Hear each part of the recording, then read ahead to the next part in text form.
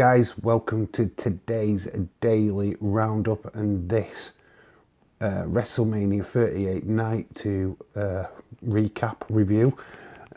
Sadly last night just lost all momentum on the stream. Obviously the first stream went down through internet failure, and then when I got into the second stream what I set up, I was too tired, guys. Literally I'd lost all momentum going into that stream, to be quite fair, to be quite honest with you. But that's no shade on the show itself. I did try and stay up. I did drop asleep in some matches, which can be forgiven. I didn't really want to fall asleep on stream, that's why I cancelled it. But thank you for everybody that did join last night and has joined over the weekend. I very much appreciate everything that you guys have done. The view rates, the subscriptions, absolutely fantastic. You've done a fantastic job, guys. So a massive thank you to you. But as I digress, we go on to what I thought of last night's show. And we get off to the start. I mean, yet again, we had another 2-hour kickoff show. Some people in the chat were saying that it was because of the NFL stars, what was on that kickoff show, what made my internet go off, which is fair enough. I had no idea who these American footballers were. For an international audience, that didn't really transcend that well. I think WWE have dropped the ball with the kickoff shows, to be quite honest with you. 2 hours, just babble and promos. Come on, guys, you could have done better than that. Get a match on there. You could have had Ricochet. You could have had the female battle royal. You could have had the male battle royal. Come on, do better, because that absolutely sucked. There are my drawbacks from the weekend. Is the kickoff shows were just an absolute waste of time. But when the actual show kicked off, we were greeted with the game. Triple H, absolutely fantastic. His music hit, the crowd went mad. Well, last time we saw him was on Stand and Deliver, where he met up with Tommaso Ciampa. But this time, he came out to address the audience. He grabbed his boots, his wrestling boots, and placed them into the centre of the ring. Here marking his retirement from professional wrestling, pretty much mimicking what had happened with Gable Stevenson at the NCAA Championships only 2 weeks prior. So this was just a mark of respect from Triple H to the fans. The fans cheered, thank you, trips, and all of that stuff happened. It was a really nice, good moment to start the show. And obviously, it's WrestleMania. Oh, welcome to WrestleMania. Literally iconic thing. I hope he comes and does it again every year. So absolute thank you, Triple H. Thank you for all your service. Absolutely, what a good way to start the show. Then we went straight into the first match, which was Arcade Bro versus Alpha Academy versus the Street Profits. Not got no qualms about this match. It was a good, steady paced opening match. Lots of good spots. What you get from these guys, very entertaining. Great way to warm up the crowd, especially after the Triple H send off. Arcade Bro retain. There's nothing much to say about it other than it was a good retain for them. There was a bit of afters where Street Profits and Arcade Bro were having a drink in the ring, and they invited Gable Stevenson into the ring. And then we had a face off with Chad Gable. Shush. Mid-shush as well, Gabe Stevenson picks him up, suplexes him. It's just a little bit of fun and a great way of introducing the fans to get Gable Stevenson. Just a nice way to start the show, to be quite honest with you. Then we went on to the Battle of the Behemoths. Bobby Lashley versus Omos. What can I say about this match? Bobby looks fantastic after coming back from his shoulder injury. Almost looks like a monster, absolute beast. But the good guy wins. Bobby Lashley, who is getting made face in the coming weeks, picks up the victory against Omos. So that was a thrilling match. But then we get to, obviously, the comedic match of the night. Fully entertained throughout. Johnny Knoxville against Sami Zayn. Anything goes, and oh my god, everything went. To a giant hand, mouse traps on tables, a giant mouse trap. You name it, they used it. And to cap it all off, we had a massive callback to WrestleMania 3 when Wee Man body slammed Sami Zayn. It just reminded me of Hulk Hogan's body slamming Andre the Giant way back at WrestleMania 3. The top marks for that. Yeah, so Johnny Knoxville did have his entire crew. Party Boy, Preston, Wee Man, you name it, he used them all to pick up the victory. So yeah, I'm not down on this match whatsoever. It was just a great bit of fun. So yeah, Johnny Knoxville wins that fight. Top marks. Then we go on to the Fatal 4-Way Tag Team match. And I've got to say, Sasha Banks and Naomi looked class throughout.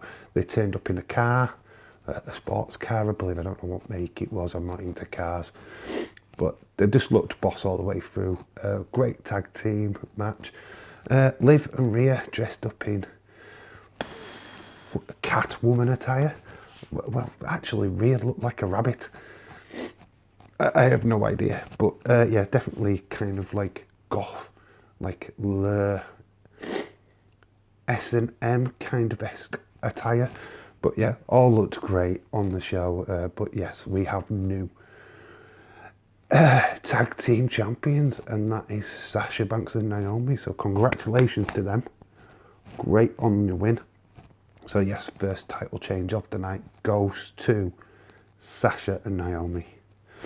Then we go to the eagerly anticipated match, other than the main event, and that is Edge versus AJ. And this has got a lot of stuff happening in it.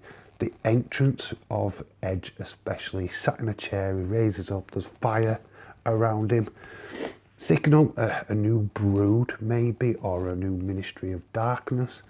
Certainly, something is happening. Definitely a new faction is coming where he's the leader. A lot of talk about this in our chat last night before the stream ended. Who's going to join? And we found out during this match that Damian Priest is going to be the #1 member. Yes, the distraction to AJ costs AJ in the end, and Edge picks up the victory. This is going to be obviously explained more on like Monday Night Raw or SmackDown, whichever show he ends up going on to after Mania. But yes, I'm expecting more members to be joining this new brood. I'm going to call it a new brood. I don't know what he's going to call it. It's kind of like a Ministry of Darkness. So it's going to be more like, I don't know, like the Ministry of Darkness basically from back in the Attitude Era. So I expect some fun and shenanigans with that. I hope they don't go too supernatural. I don't want to be upsetting anybody. Just saying. Then we go on to the rearranged match, which should have been on night 1, got switched over to night 2. That is Sheamus and Ridge Holland versus the New Day. 3 potentially against 2. Yeah, to be honest, I thought New Day were going to win this, but what the New Day did though is play homage to Big E. They wore his ring attire down to the ring. I mean, it didn't suit them, but yeah, but it was a nice moment of respect there from the New Day. It's Xavier Woods and Kofi Kingston towards their teammate Big E. Sheamus and Ridge Holland won. Pretty standard match. Butch getting involved. They're really portraying a Pete Dunne as this kind of like crazed individual. I don't know, I don't quite get his character. He's just chomping at the bit to get to wrestlers and stuff like that, so it could be fun watching see what happens with that later. Then we go on to the next celebrity versus wrestler match, and what can I say about this match? There's just so many bloody layers. It is on bloody real. It's a standard match at first. Pat McAfee versus Austin Theory. Pat McAfee even does commentary halfway through the match, which is quite hilarious. Yeah, McAfee did actually quite well in this match. He does pick up the victory. Vince is sat at ringside. He's not happy, but I think Pat McAfee gets ahead of himself and challenges Vince McMahon. I mean, we've heard rumours about this for months. Does Vince face Pat McAfee at WrestleMania? And the answer now is yes. We get an impromptu match, if we can call it a match. Yeah, Vince does eventually win, with a lot of help from Austin Theory, lots of sneak attacks, even to a point where Pat McAfee's balls end up in the ring post. Yes, there was a lot of ball shots thrown throughout this show, I'm afraid to say. Sami Zayn match is definitely a bowling ball. Yeah, but Pat McAfee did say goodbye to his little friends in this match. Yeah, but that didn't end there. So Vince McMahon wins the second match. So we've got Pat McAfee wins one match, Vince McMahon wins the second match, and they're celebrating in the ring. Glass breaks.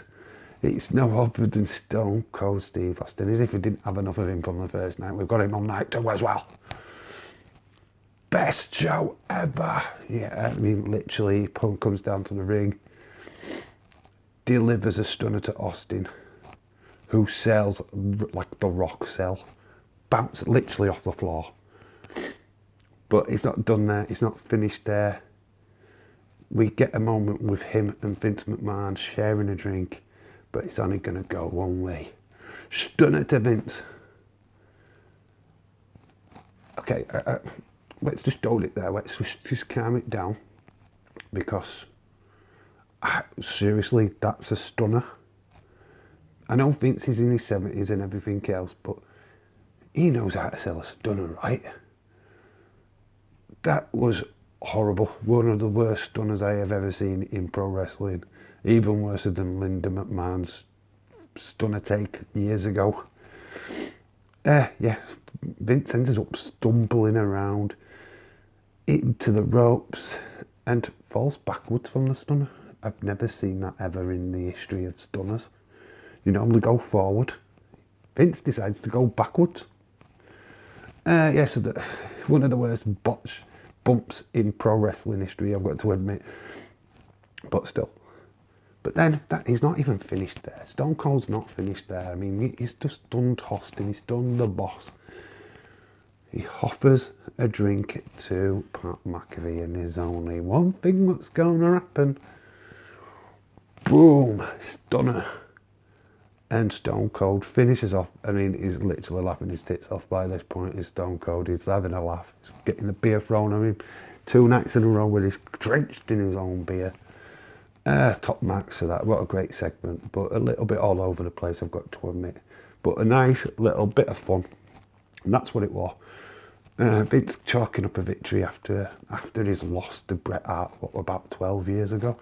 So that was a little bit of fun as well. So all good. And then we get to the night's main event: Brock Lesnar versus Roman Reigns. This was a barnstorm, and this was really cool. We had even a moment where Heyman nearly swapped sides, but then Brock gets crashed into a barricade. Lots of different stuff went off in this match. Proper true battle of the heavyweights, I've got to admit. Great way to end the show. And your tribal chief is your new WWE Universal Unified Champion of the world. Acknowledge him, and we will acknowledge him. He is going to be all over the place from now on. Monday Night Raw, SmackDown, you name it, he's going to be on it. He is the premier star of wrestling right now. So, what did I think of the night? What did I think of night 2? 8.5 is my rating for night 2. 8.5. It's slightly higher for... There was a lot more entertaining stuff on this show from night 1. Although it didn't beat night 1 for the match of the night. I think night 1 had 2 of the best matches on pay-per-view of the WrestleMania. And that was Becky versus Bianca and Seth versus Cody. But the entertainment value of night 2 definitely lived up. Getting a massive moment with Vince McMahon. Stone Cold again. Had that fun match Knoxville and Sami Zayn. That was just fun. I can't talk about there was a dull match on the card. So that, for me, that's why it won the weekend. Because there wasn't a dull match. There wasn't a match where I just thought, could have done without that. But, you know, yeah, there we go. So, night 2 wins, 8.5. Of the 8 out of 10 that I give night 1. But overall, the weekend is what I'm going to give you now is my ultimate score, my ultimate weekend score, and I'm giving WrestleMania 38 a massive 9 out of 10 for the entire weekend. Well done, WWE. Absolutely great show. Entertained from start to finish. Yeah, night 1 did have some duds.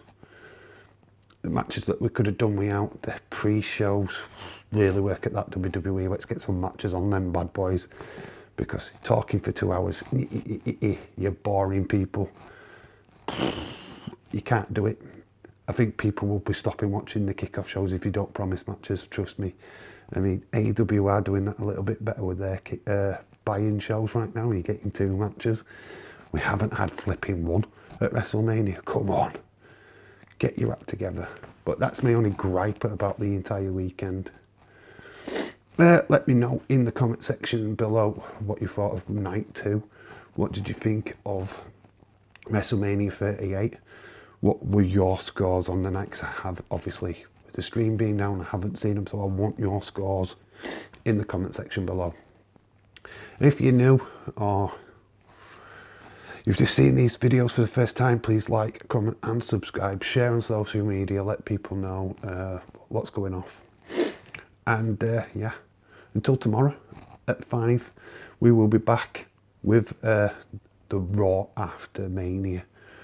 Should be a big video, so look forward to that. I've been Dave in Real Life. This has been the Daily Roundup, WrestleMania 38, Night 2 recap video. And I'll see you all tomorrow. Bye for now.